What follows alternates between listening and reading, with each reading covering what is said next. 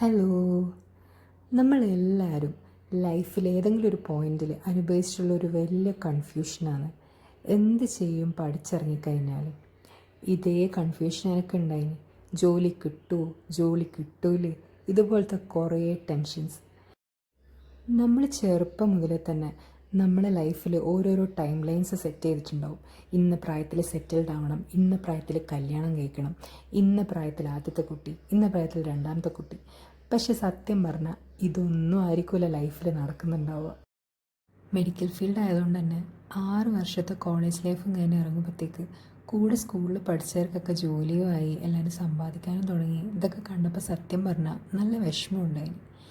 പക്ഷേ ഇപ്പം എനിക്കൊരു ജോലിയുണ്ട്, ഞാൻ ബാംഗ്ലൂരേക്ക് ഷിഫ്റ്റായി. ഇതൊക്കെ ഞാൻ പലപ്പോഴായിട്ട് ആഗ്രഹിച്ചിട്ടുള്ള കാര്യങ്ങളൊക്കെ തന്നെ കേട്ടോ. അതുകൊണ്ട് തന്നെ ഇപ്പോൾ ലൈഫ് നമ്മൾ ആഗ്രഹിച്ച പോലെ പോയില്ലെങ്കിലും പോയ വഴി സ്മൂത്താക്കുക, ബ്യൂട്ടിഫുൾ ആക്കുക എന്നാണ് എൻ്റെ ഒരു ഇത്.